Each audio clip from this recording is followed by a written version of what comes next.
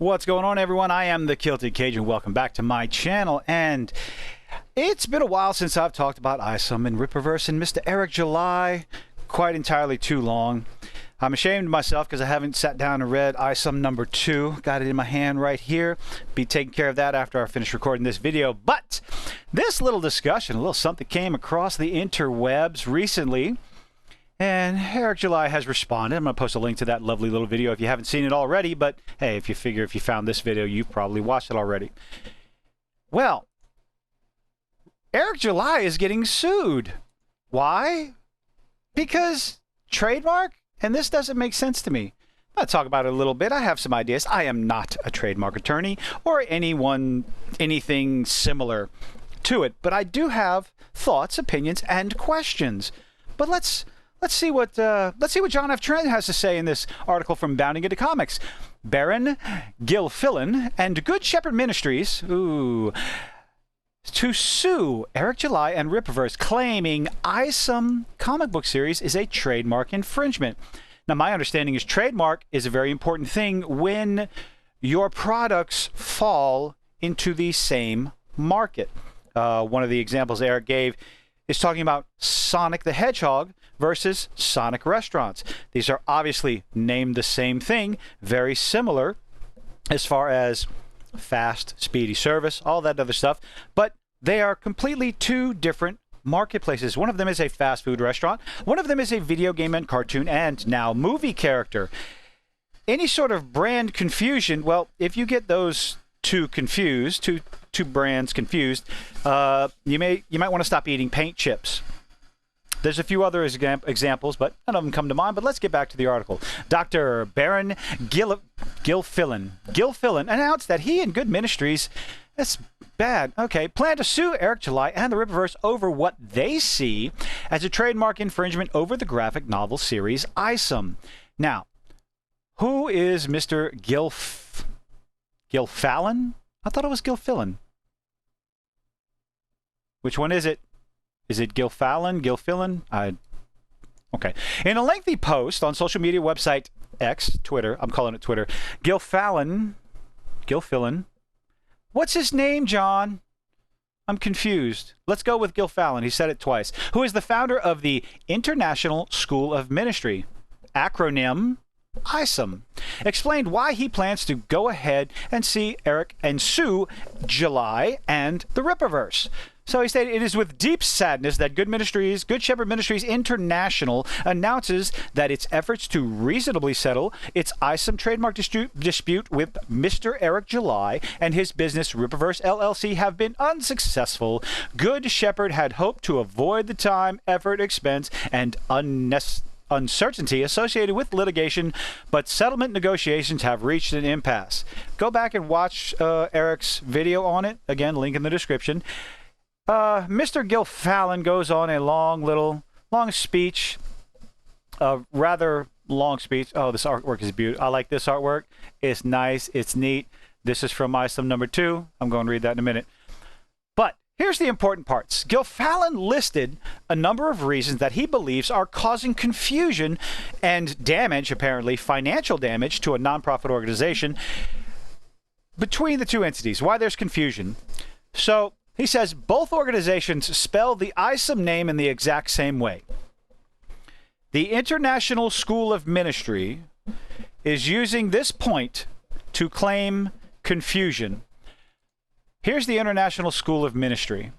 This is their website. All this other stuff. ISOM.org, hashtag ISOM, all that nifty stuff. And is that him? Oh, Gilfillan. Okay. John, go edit your article. It's right here. Dr. Baron Gilfillan. There's the lovely man himself. Don't send us idiot messages. But what about ISOM Collective? Multidisciplinary Design and Creative Solutions Studio. When were they founded? I don't know. Is it relevant? Of course it is, because they call themselves the ISOM Collective. Where's your trademark lawsuit against them? Well, that's just only one example, right? Wait. IGS. Let's see. ISOM Global Strategies. Let me move this over again. ISOM Global Strategies, right there, ladies and gentlemen. Let's scroll down. Is there something in the bottom? Nope. They just call themselves ISOM Global Strategies. Let's check out the About page. ISOM Global Strategies is an award-winning full-service strategic marketing and management firm based in downtown Washington, D.C. ISOM Global Strategies. Well, that's just two, right? Oh, we have another one. International Society for Orthomolecular Medicine. ISOM. Okay. All these organizations exist just fine, no problems altogether. Oh, here's another one. ISOM. International Society of Obstetric Medicine. Okay. They call themselves ISOM as well. It's an acronym. Are you trying to tell me that you can trademark an acronym? If that were the case, none of these other organizations would be allowed to exist based on your reason for litigation. Got to scoot that over again. I'll get it. Number 2. As a result, internet searches of the word ISOM bring up both organizations among many, many others, and products side by side using under images, and on YouTube, this confusion is amplified. That's only if people don't know what they're looking for. If they go looking for the International School of Ministry, they're not going to go looking at a comic book unless you actually sell comic books on your website, which I don't believe you do. You sell religious pamphlets, books, and stuff like that, but not comic books. Social media tags, including ISOM, are similarly How you doing, everybody? Similarly confusing, especially hashtag ISOM. So that's too bad. Hashtags on social media, I don't believe that would be able to show any sort of relevance in a court case. Please correct me if I'm wrong. I'm not an attorney. I'm speculating. Both organizations pronounce ISOM name the same way. Okay, that's because everybody speaks English around here, and ISOM? Okay. Both organizations are engaged in online sales of publishing content. Yes, but those two content, one is an comic book entertainment, and the other is religious purposes. It's about religion. Religion versus comic book. Entertainment. Okay, I disagree. Both organizations have products that have a Christian theme or mark. You're trying to tell me that any character with a cross on his belt has to be a Christian theme? After reading the first issue, I don't find that the comic book is overly Christian, religious in any way, shape, or form.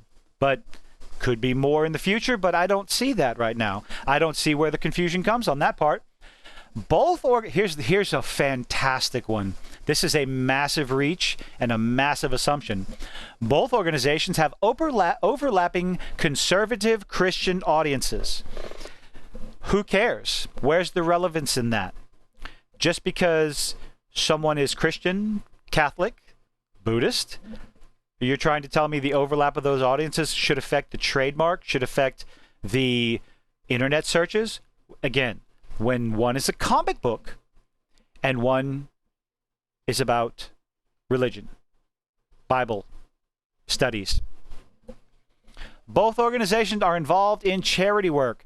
I'd like to call out relevance with the question. There are a lot of organizations out there that are involved with charity work. So maybe they have similar names. I don't see where the relevance is. Maybe, no. If both organizations had a charity in their name, I could see the relevance in that. If the International School of Ministry had a charity in their name, and Rippaverse, ISOM comic book, had a charity in their name, but they do not. Eric July gives to particular charities. I do not believe those two can be conflated together.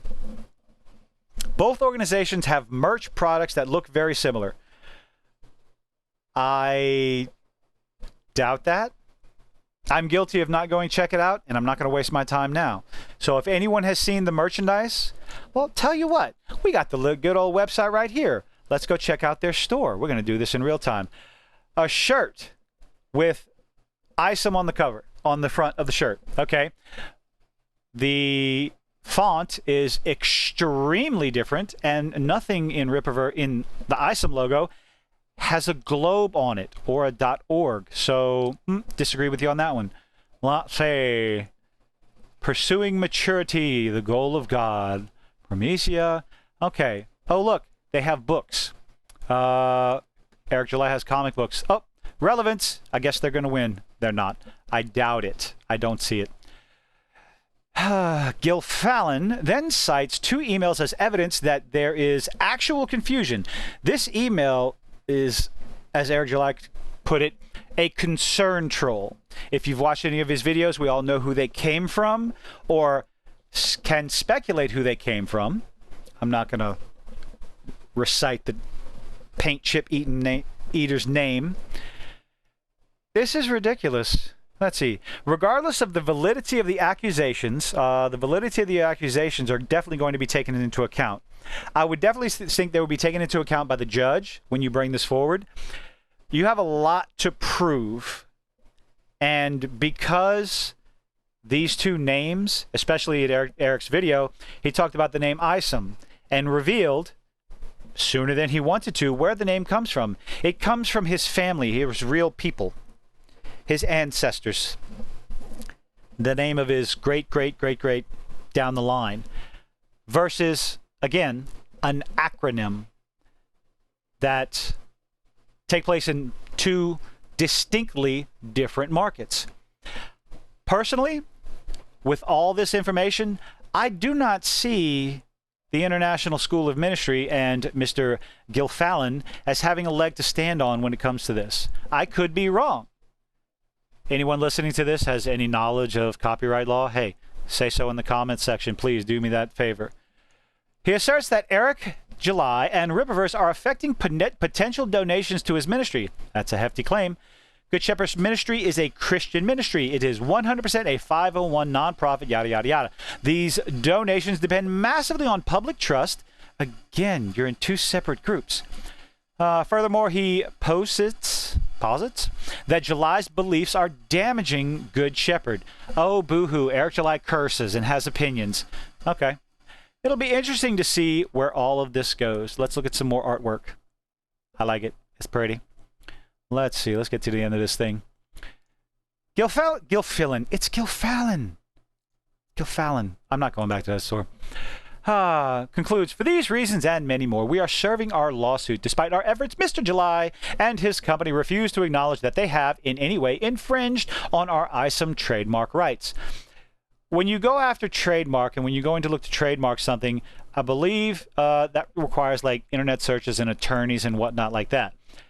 I firmly believe that the attorneys Eric July is paying did their due diligence, did some searches, and have far more knowledge than any of us on trademark laws, and saw, to the best of their ability, that these 2 organizations having absolutely nothing to do with each other, 2 completely separate markets, provenly separate markets, that there would be no problem.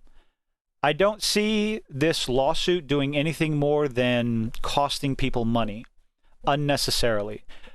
I don't know if Eric July has the ability to countersue in these situations as far as court cost goes, but that remains to be seen. If you haven't seen Eric's response to it, he goes into a lot of information. I'm going to go ahead and link that in the description below, but let me know what you think about all this. Do you think this court case has a leg to stand on? If you already hate Eric July, then you're going to agree with the lawsuit and cheer and just all over in your panties. And I'll never understand that. Why do you cheer for someone's failure? But hey, what do I know?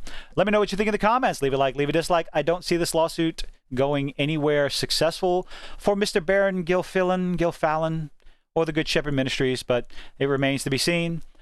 We'll see where the updates go. Y'all have a good one.